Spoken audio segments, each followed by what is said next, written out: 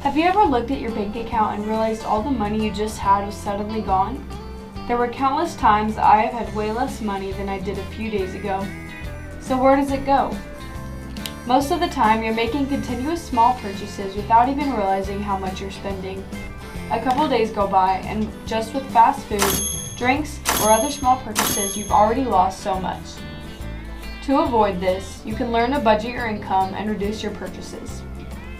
To start your saving goal, it's really important to know your income, track your spending, and set financial goals. In the end, budgeting will help you have self-control of your money, save for things that you need, and reach your goals faster. The first thing you need to do to be successful is to know your income. Figure out how much you make with your paychecks, allowance, and side gigs, and give yourself a weekly estimate. If some of the money you make is cash, put the big bills in a jar, piggy bank, or other saving resources. You can keep the 1s or 5s depending on the amount. For example, if you got $57 as a tip in your job, put the $50 bill in the jar and keep the 5s and the 1s. This will help you save your big money but be less tempted to spend if you only have $7 in your wallet. If you get your paycheck, you can follow the 50-30-20 rule. 50% of your money are for needs, 30% is your wants, and 20% goes to your savings. This is a great start, though it can be accustomed to your goals. The next thing you need to do is track your spending. Apps like Money Tracker or using a notebook will help with this. Start by tracking your spendings for a week and see how fast those small purchases start to add up. In your app, start by adding your paycheck for the week in your total. Then as the week goes on, put in all your spendings, what you put into savings, and any extra money you made.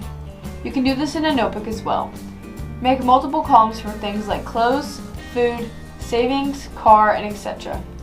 When you have a visual picture of your spendings, it may make you realize how much this is hurting your wallet. When you get the hang of these 2 steps, create your financial goals. If you're saving for something important to you, it may give you more motivation to spend less. If you decide you want the newest phone, you may want to write that down so you can start your goals of saving for that. Continue using these methods until you've reached your goal. It's recommended to save a little extra money so you aren't left with nothing after your purchases. As budgeting your own money is a big responsibility and can be time-consuming, you can hire a financial advisor to budget your money instead of budgeting yourself. Financial advisors are wiser, have more experience, and have the time on their hands. This can take off stress, effort, and may be more valuable because someone else is doing it and can't give up like you can. Budgeting your money doesn't have to be a miserable thing. It can be enjoyable when you have your goals set and you are achieving them little by little each day. Start small, stay consistent, and watch your savings grow. This may seem like it's not doing anything or the little purchases aren't a big deal, but you'll soon realize that your bank account is growing. You'll see yourself have self-control over your money, have money for things that you need, and are reaching your goals a lot quicker.